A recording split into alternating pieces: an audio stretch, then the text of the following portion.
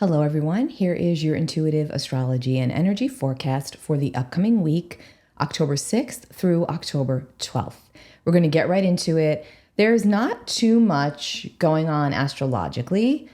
There is always something going on, absolutely. And energetically, we do feel the energies. But this week is, I'm not going to say quiet. If you attended the October live stream, you will hear that I actually feel that October is set to be more chill than September, because September was a lot. I will link that forecast both for general and then for members within this podcast in case you missed it. October is a month of deep revelations, heightened intuition, increased awareness, and a deep desire to resolve that which has been bothering us, that which has been buried beneath the surface. It is going to resurrect. We are all going through soul revival and soul retrieval. For some, it's on a larger scale than for others, but transformation is the name of the game, which brings me right to my tagline for this week ahead. Very simple: information and transformation. We start the week off Monday, October 6th, with a full moon in Aries. This is not an eclipse. It's coming off of eclipse season, so it's the first lunation that is not an eclipse because we just came off the 2 eclipses in September. It is, however, a powerful full moon for taking initiative, taking action, having courage, implementing our confidence to make the changes that we've been desiring. Take ownership of something or someone or a situation more seriously in our lives. And again, that's going to be different for everybody. Before we have the full moon, the moon will align with Neptune. Mercury will enter Scorpio. So Mercury joins the underworld with Mars because Mars is also currently in Scorpio. So Mercury enters Scorpio at 12:40 p.m. Eastern Time and will remain there until October 29th, FYI. Mercury, the messenger, the communicator. Mercury is going into the underworld to dig things up, to bring forth information, to go deep into the trenches, into the soul, into the psyche, to uncover and to recover. So Mercury enters Scorpio right at the height of this full moon and pretty much immediately moves into a square with Pluto. Power dynamics are at the forefront. Now, I will come back with more on that full moon in Aries, so I'm going to move into Tuesday. So Tuesday, October 7th, we've got the moon in Aries. It's going to align with Chiron in Aries. We've got Mercury squaring Pluto. All of this to say that communication can feel a little bit challenging, a little bit spotty, a little bit spiky, heated. So just proceed with caution all week long when it comes to communication. There's a little bit of an edge, nothing that we can't handle, but a little bit of an edge. It's possible, this week someone might try and talk over you, try to dominate the conversation, and maybe you've let it go in the past, and now you're in your full moon in Aries power, you're in your own agency, and you're like, nope, not dealing with this. It's going to be really easy to pop off. But it's also going to be really easy to take control in a calm manner. It might be challenging, but the energy is there. It's available to us to do things a different way, but still allowing for us to stand up for oneself, for ourselves. So keep your cool and just work on finding different ways of getting your point across. If the energy proves to be a little spiky for you, Monday, coming off the full moon and moving into Tuesday. The moon will also go void Tuesday afternoon at 2:24 p.m. Eastern Time. So the moon will be void for a pretty large portion of Tuesday, right coming off of a heightened full moon. Watch out for the drivers earlier in the week. I mean, always, but especially earlier in this week. Wednesday, October 8th, the moon will enter Taurus really early in the morning, 1:12 a.m. We always like a good moon in Taurus. It just gives us a little bit more chill. We vibe a little bit more calmly, get out into nature. To add to that, Venus is in Virgo, and Venus will harmonize with Jupiter in Cancer. This is great energy for focusing on expansion, for focusing on new opportunities, new ways to work with current energies, new ways to expand your life, to get out there and meet new people who thrill you, who ignite your spark. Communities, networks, friendships. Be positive and open-minded. Wednesday, I like Wednesday. Wednesday's probably one of my favorite days of this week. Wednesday is also a good day for communication. So if you need to have an important conversation, remember to go in calmly, allow everybody to have their opinion, everybody to have their voice. It should go smoothly. I don't have Wednesday really as a spiky day. I like Wednesday. Thursday, the 9th, the moon will trine Venus. That's always sweet and lovely. It's very quick, but it's nice. The moon will also trine the south node and sextile the north node, harmonious aspects. Getting a glimmer of what's to come, getting some good news or information that helps to move us forward. Maybe this is the day that you land that new job, or you get that phone call, you get that transfer. A pregnancy is announced. For someone in this little soul scriber group, that's going to happen. There's a grandchild on the way. You're probably going to find out about it on Thursday, so come back and tell me. I'm getting that specifically. So the moon will trine Venus. The moon will also trine the south node, sextile the north node, and then the moon will go void at 8:31 p.m. Eastern time on Thursday. Thursday evening, it's always a great evening to take a salt bath, right? But Thursday evening especially if you're on the East Coast, it's 8:31 p.m., okay? So adjust the time zone accordingly. If you're Pacific, it will be 5:31 p.m. But it's a great time to really incorporate self-care. Take a bubble bath, take an Epsom salt bath, do your spa treatment at home, eat those delicious Godiva truffles that you've been saving, eat the ice cream, do the things. I like Thursday. Thursday has like a velvety feel to it. At least that's how I'm feeling it. Enjoy that.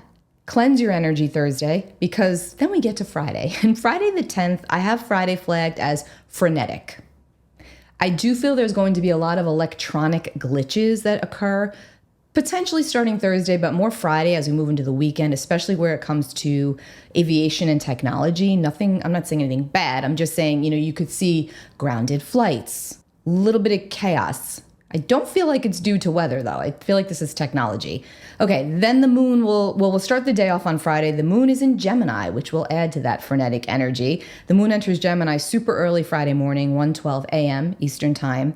And the moon will right away align with Uranus. It will harmonize with both Pluto and Neptune. There could be a lot of wind on Friday, actually. I know I said that the delays and stuff would not be due to weather, but I do feel there will be a lot of wind on Friday and potentially knock down power lines. Now, personally speaking, this energy is great for sudden developments just coming through, or a change could be kind of thrown at you, thrust upon you, and you have to learn to, or you have to settle and just kind of roll with it. And it will probably feel easier to adapt. It's important to look at the ways that any changes that come up unexpectedly, how they can impact you positively. Then on Saturday, the 11th, the nodes of the moon, aka the nodes of destiny, this is where the eclipses take place on this axis.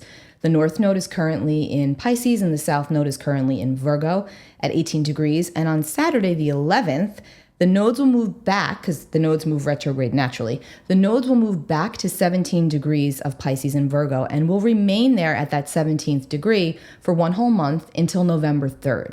So check your chart and see if you have anything around that 17th degree of Virgo or Pisces, especially Gemini or Sagittarius, really of anything, because you will have some sort of a nodal interaction going on here, meaning that you just want to pay more attention to whom and what is coming in and out and what opportunities are coming up and what's circling back around from the past or what's being dropped out of your life, what's kind of going to the wayside. You really just want to be very cognizant of that because it's destined for you.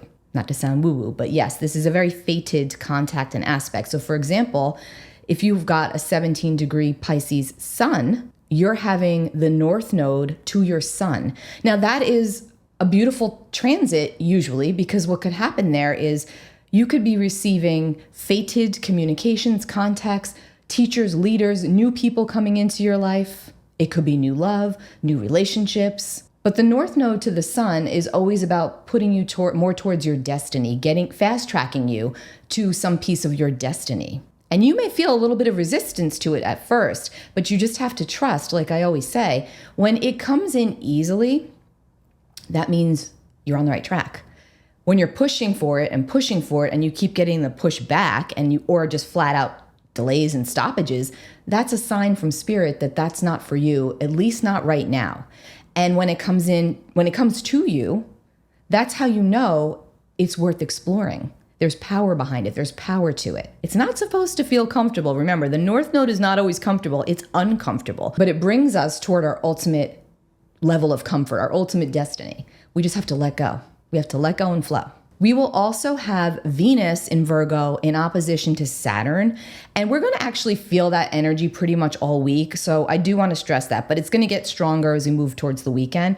Venus opposite Saturn, it's not a negative energy, but it depends on your mindset, and it depends on what's going on in your life, particularly by where it pertains to your relationships. So if you're having stressful issues with somebody in your life, the Venus-Saturn opposition can exacerbate that.